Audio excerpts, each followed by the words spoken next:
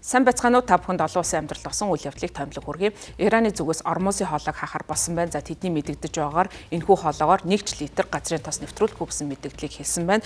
За энэхүү мэдэгдлийг Ираны Исламын хувьсгалт Гавардын корпус Ормосын хоолоогоор 1 литр газрын тос нэвтрүүлэхгүй гэдгээ мэдэгдээд тус корпусын Хатам Аль-Амбия штабын хэвлэлийн төлөөлөгч Америкийн нэгдсэн улс Израиль тэдний холбоотнуудтай холбоотой альва хөлөг онгоцыг хууль ёсны бай гэж үзнэ гэж мэдэгдсэн байна. За мөн Ираны зүгээс хэлэхдээ дэлхийн нэтийг 1 баррел нефтийг авахдаа $200 авахд бэлд гэсэн ийм анхааруулгыг өгсөн байна. За Иран улс хариу цохилтыг өгсөн байна. Ойрхон дорнодын өнцөг булан борт байгаа Америкийн нэгдсэн улс болон түүний холбоотнууд руу цохилт өгч байгаа. За нисгэгчгүй онгоц буужин харуулж байгаа.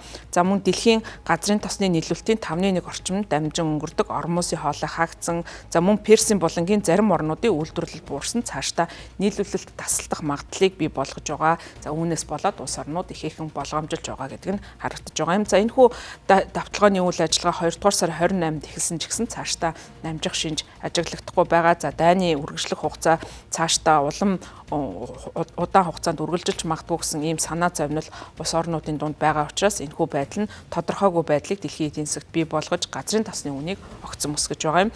Лав гарагт Ормосын хоолойд 3 хөлөг онгоц суманд өртсөн гэж далайн аюулгүй байдал эрсдлийн компаниуд хэлсэн байна.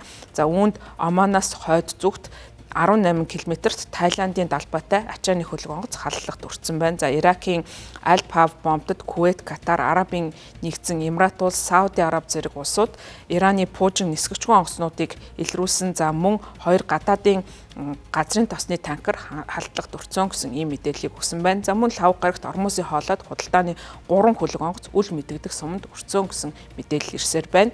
За энэхүү одоо далайн тээврт бол ихээхэн эрсдэл үүсэж байгаа. За гисэн хэдий ч Америкийн нэгдсэн улсын ерөнхийлөгч Дональд Трамп хөлөг онгоцуудыг Ормосын хоолоогоор үргэлжлүүлэн дамжин өнгөрөхийг лав гарагт уриалсан байна. За тэрээр хэлэхдээ энэхүү одоо хөлөг онгоцууд дамжин өнгөрөх ёстой гэж би бодож байна гэсэн ийм зүйлийг бол Америкийн ерөнхийлөгч хэлж байгаа юм. За Ормосын хоолой хаагдчих байгаа. За тухайн одоо хоолойтой холбоотой халдлагт өртөж байгаа асуудлууд нь дэлхийн бас тусламжийн үйл ажиллагаанд сөрөг нөлөөллийг үзүүлж байгаа юм байна. За үүнтэй холбогдуулан Нүбийн тусламжийн асуудал хариуцсан дарга Том Флетчер хэлэхдээ Ормосын хоолоогоор дамжин өнгөрөх тусламжийг чөлөөлөхийг уриалсан байна. За ингээд хүмүүнлэгийн хангамж нь сахарын цөлөөс урагш орсох Африкийн гол хэрэгцээтэй бус нутгуудад хүрэхгүй байгааг анхааруулсан.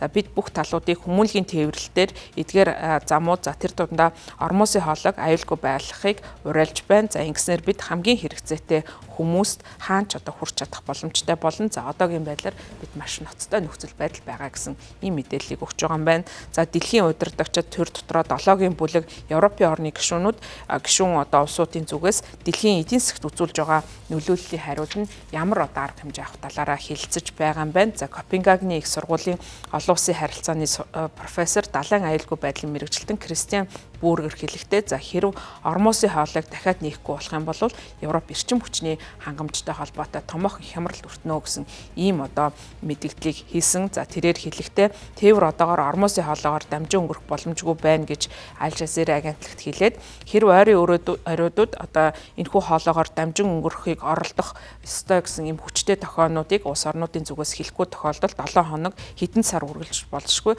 тээврийн хямралыг үүсгэх боломжтой гэдгийг харж байгаа гэдгээ хэлсэн байна. За лав гарагт олон улсын эрчим хүчний агентлагаас бас мэдээлэл гаргасан. За ингэж мэдээлэлтэй 32 гишүүн орн үнийг буулгахын тулд онцгой байдлын нөөцөөсөө 400 сая баррел газрын тос гаргахаар санал нэгтээ тохиролцсон тухай мэдээллийг өгсөн.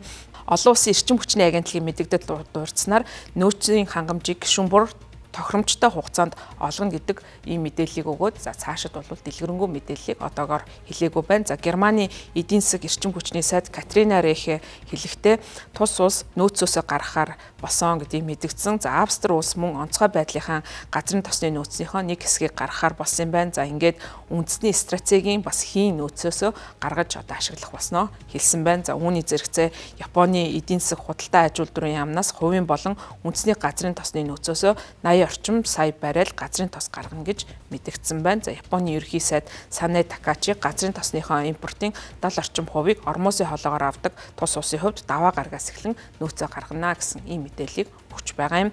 За харин Ираны ерөнхийлөгчийн зүгээс энэхүү одоо өрнж байгаа дайн мөргөлдөөнтэй холбоотой өөрийн нөхцөлийг бас санал болгож тулгаж байгаа гэдгийг хэлсэн байна. За Ираны ерөнхийлөгч Масуд Пезешкан хэлэхдээ дайныг зогсоох 3 нөхцөлийг одоо тодорхойлсон байна. За Тегераны хувьд бол энэхүү одоо Тегераны хууль ёсны дэглэмийг бол легитим чанарыг нь хүлээн зөвшөөрөх ёстой. За нөхөн төлбөр өгнө. За мөн ирээдүйд ямар нэгэн түрэмгийлэл үлдэхгүй гэсэн аюулгүй байдлын бат бөх баталгааг өгөх ёстой гэсэн ийм мэдээллийг хийж байгаа юм. Үүний хариуд Израилийн зүгээс давталгаагаа үргэлжлүүлсээр байна. За ялангуяа Ливан руу давталгаагаа хийсэн. За Ливаны нийслэл Бейрут руу өргөн хүрээтэй дайралт хийж байгаа. За гол зорилго нь Иран болон Хезболла Израиль руу одоо зохицуулттай дайралт хийж болзошгүй гэж үзэж байгаа учраас энэхүү давталгаагаа өргөжлүүлсэн хэвээр байна. За энэхүү одоо бүс нутагт үүссэн мөргөлдөөнөөс болоод дайн байлдааны үйл ажиллагаа нь олон нийт хүмүүнлэгийн үйл ажиллагаанд бол нөлөөлж байна. За хамгийн гол нь дэлхийн эдийн засагт бол тодорхой нөлөөллийг авчирч байгаа юм. За энэ нь бол цаашдаа зөвхөн одоо бүс нутгийн орнуудаас гадна